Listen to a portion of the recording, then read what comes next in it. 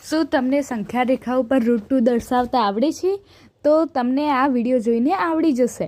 તો આપણે 9મા ધોરણનું મેથ્સ શીખવીએ છીએ. આ લેક્ચર નંબર 3 છે. અહીં આપણે આગળ 2 લેક્ચરો મૂકી દીધા છે. આ એક્ઝામ્પલ નંબર 3 છે ચેપ્ટર નંબર 1નું.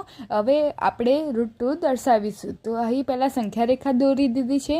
ત્યાં ગમે ત્યાં ઓ બિંદુ દર્શાવી દીધું છે. તો અહીં ઓ બિંદુથી 1 સેન્ટીમીટરે એ બિંદુ છે. આ પ્રમાણે 1 સેન્ટીમીટરે એ બિંદુ દર્શાવવાનું છે અને એ બિંદુએથી 1 સેન્ટીમીટર સીધું લંબ બી બિંદુ દર્શાવીશું આપણે. તો અહીં આપણે OA અને AB 1 સેન્ટીમીટર છે. અહીં જ્યારે કાટકોણ ત્રિકોણ આવે તો તેનું સૂત્ર છે, જો કાટકોણ ત્રિકોણ ABC હોય તો તેનું સૂત્ર ACનો વર્ગ એટલે કર્ણનો વર્ગ બરાબર બંને કાટખૂણો ધરાવતી બાજુઓનો વર્ગનો સરવાળો. તો અહીં આપણે OA 1 સેન્ટીમીટર અને AB પણ 1 સેન્ટીમીટર છે. તો અહીં કાટકોણ ત્રિકોણનું સૂત્ર અપ્લાય કરીએ તો OBનો વર્ગ બરાબર OAનો વર્ગ પ્લસ ABનો વર્ગ. તો OA આપણા જોડે 1 સેન્ટીમીટર છે એટલે 1નો વર્ગ અને AB પણ 1 સેન્ટીમીટર એટલે 1નો વર્ગ. 1નો વર્ગ 1 અને 1નો વર્ગ એટલે કુલ મળીને 2 થાય. તો OB એકલું કરીએ તો રૂટમાં 2 એટલે વર્ગમૂળમાં 2 સેન્ટીમીટર થાય.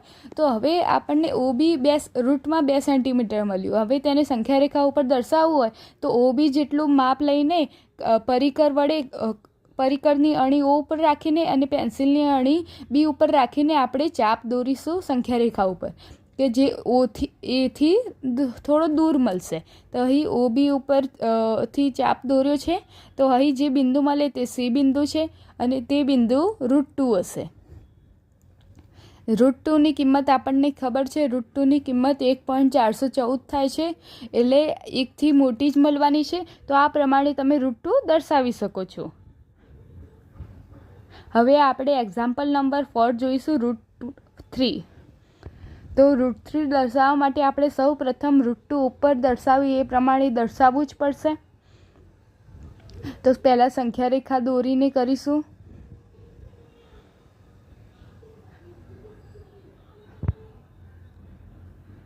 સંખ્યા રેખા દોરીશું અને ત્યાં ગમે ત્યાં વચ્ચેની સાઈડ O બિંદુ દર્શાવીશું. અહીં ઓથી 1 સેન્ટીમીટર એ બિંદુ દર્શાવીશું અને એથી સીધું લંબ 1 સેન્ટીમીટર બી બિંદુ દર્શાવીશું. હવે OBને જોઈન્ટ કરી દઈશું 1 સેન્ટીમીટર અને આ AB પણ 1 સેન્ટીમીટર. હવે AB જેટલું માપ લઈને પરિકરથી સંખ્યા રેખા ઉપર રૂટ 2 દર્શાવીશું.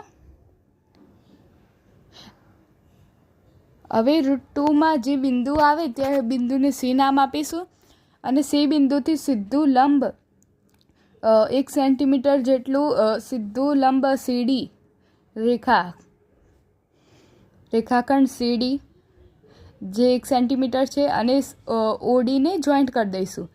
તો અહીં 2 ત્રિકોણો ભેગા થયા. આપણે રૂટ 2 દોર્યું અને જે C બિંદુ પર રૂટ 2 મળે ત્યાંથી સીધું કર્યું. તો હવે કર્ણ OC બરાબર રૂટ 2 સેન્ટીમીટર થયા. CD તો 1 જ સેન્ટીમીટર છે. તો હવે કાટકોણ ત્રિકોણનું સૂત્ર લગાવીએ તો ODનો વર્ગ બરાબર OCનો વર્ગ પ્લસ CDનો વર્ગ. તો હવે OC રૂટ 2 છે. રૂટ 2નો વર્ગમૂળ કેન્સલ થઈ જાય એટલે 2 જવાબ આવે અને CD 1 એટલે કુલ મળીને ટોટલ 3 અને જો વર્ગમૂળ હટાવીએ OD ઉપરથી વર્ગમૂળ બંને બાજુ લઈએ તો રૂટ 3 બની જાય. તો આ પ્રમાણે આપણે OD રૂટ 3 મળ્યું. હવે તેને સંખ્યા રેખા ઉપર દર્શાવવા ઉપર રૂટ 2માં કરીએ તે પ્રમાણે O થી D સુધી પરિકરનું માપ લઈને ચાપ દોરીશું.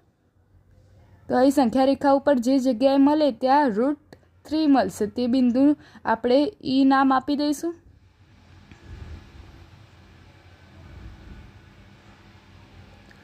E બિંદુ એ રૂટ 3 બિંદુ છે. તો આ પ્રમાણે તમને વર્ગમૂળવાળી સંખ્યા દર્શાવતા આવડશે. તો અમારા વિડીયોને પ્લીઝ લાઇક કરજો, શેર કરજો, સબસ્ક્રાઈબ કરજો અને